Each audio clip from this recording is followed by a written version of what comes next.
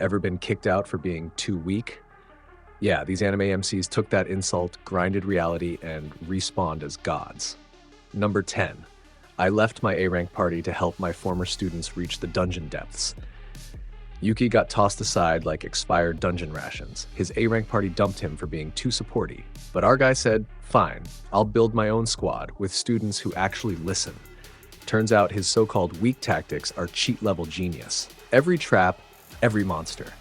He teaches his apprentices to annihilate them with calm precision. While his ex-party members cry in B-tier mediocrity, Yuki's team speedruns the dungeon like it's a tutorial. He doesn't yell, he teaches. And that's the scariest kind of overpowered. Bro literally went from support NPC to sensei of doom. Watching his students become unstoppable under his chill guidance is chef's kiss. It's like your old boss firing you, then begging for job advice 3 months later. Moral of the story, never underestimate the quiet teacher. He might just grade your existence an F. This is Emeverse Anime. Watch this video to the end and hit that subscribe button now. Number 9. Even given the worthless appraiser class, I'm actually the strongest. Ein gets the appraiser class, basically the fantasy equivalent of guy who checks price tags. Everyone laughs. But this man's scanning ability can literally expose lies, weak points, and secret powers. While the others swing swords, he's over there breaking down enemies like a tax auditor from hell. Every fight, he's 10 moves ahead, analyzing, exploiting, and silently roasting the fools who mocked him. They called him useless. Now he's the reason their kingdoms keep collapsing. The dude turns information into domination. Big brain energy. This man's revenge is 100% intellectual violence. No explosions, no drama, just calculated humiliation. Imagine being defeated by someone who quietly mutters, you overpaid for that sword. It's like Sherlock Holmes with gamer rage.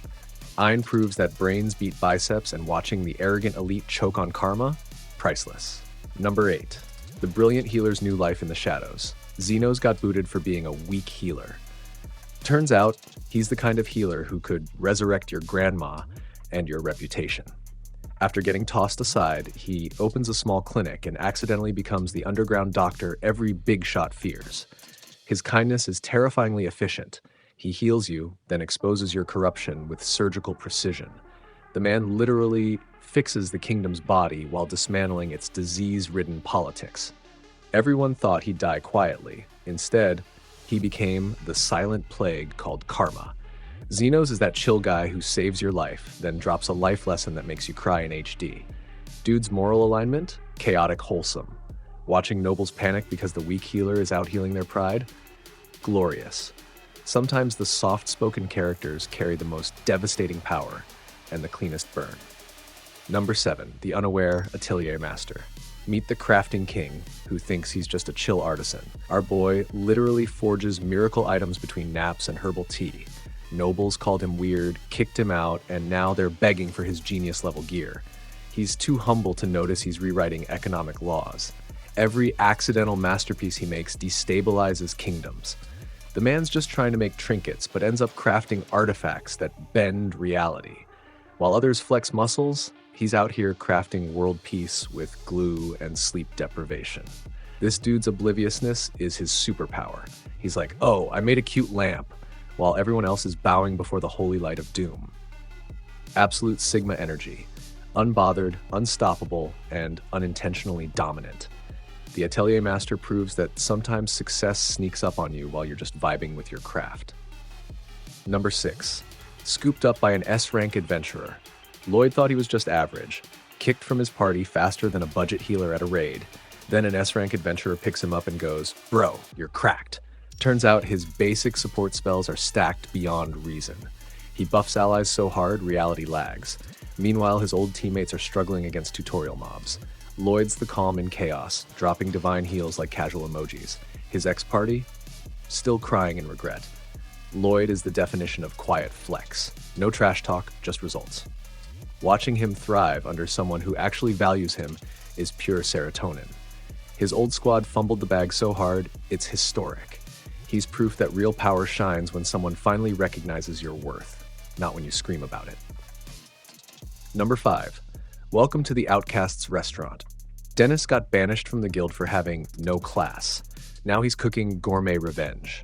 He opens a restaurant for misfits and forgotten heroes, feeding them meals that heal hearts and break egos. His dishes slap so hard even nobles sneak in wearing disguises. The kitchen becomes a sanctuary of redemption and a stage for karmic roasting. The guild mocked him, now they're begging for reservations. Dennis serves justice hot and well-seasoned. This anime is pure flavor therapy. Dennis doesn't need swords, his frying pan speaks louder.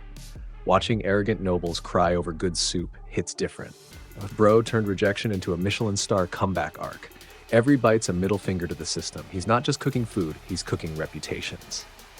Number 4, private tutor to the Duke's daughter. Alan, a rejected mage, becomes a tutor for a noble girl who can't use magic. Jokes on everyone. This weak duo rewrites the rulebook. Alan's teaching style, brutal honesty and zero chill. He breaks down spells like life hacks, turning her into a prodigy. Nobles mock them, then panic when the girl outshines their heirs. Alan's smug smile during exams could power an entire city. He's not just a tutor, he's a magician manufacturing miracles on a schedule.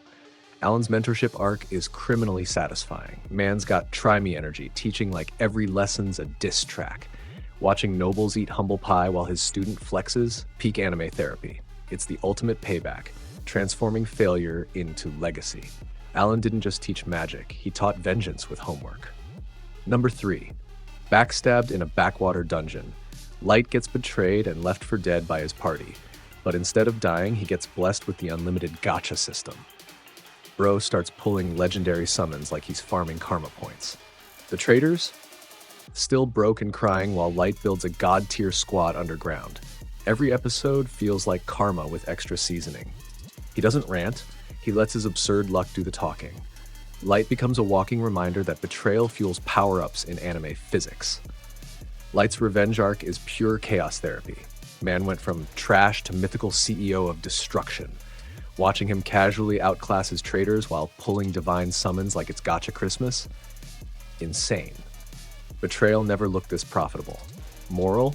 Never stab your teammate unless you're ready for him to respawn as your boss. Number 2. The banished court magician aims to become the strongest. Alec was the quiet support mage everyone ignored, until politics exiled him. That mistake aged like milk.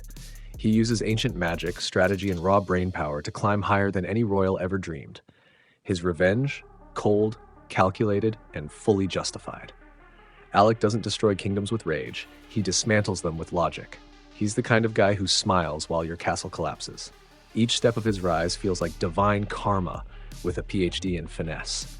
Alec's glow-up is pure satisfaction. Dude went from background extra to headline villain protagonist.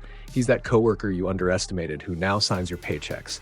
Calm, precise, and terrifyingly polite. Watching nobles squirm while he ascends? Peak cinema. Proof that soft-spoken geniuses are the final boss of political stupidity. Number 1. The most notorious talker runs the world's greatest clan. Noel the talker class got roasted for being useless. But words are his weapons. He manipulates, motivates, and recruits like a social god. Enemies become allies, allies become fanatics. His clan rises faster than a power creep update. He doesn't fight monsters, he negotiates them into therapy. The same people who mocked him now follow his commands like gospel. Noel talks his way to godhood. Noel's charisma is actual warfare. He defeats empires with sentences and side-eyes. It's like watching an anime version of a corporate takeover. Bro proves that sometimes the deadliest skill isn't a sword, it's knowing exactly what to say. The man's mouth built an empire. Respect the talker, or prepare to be talked out of existence. And that's it. 10 weak anime MCs who got kicked out and came back swinging harder than karma itself. Remember, rejection is just an early plot twist. So if anyone calls you weak, smile, try and make your comeback so powerful they'll need subtitles to keep up.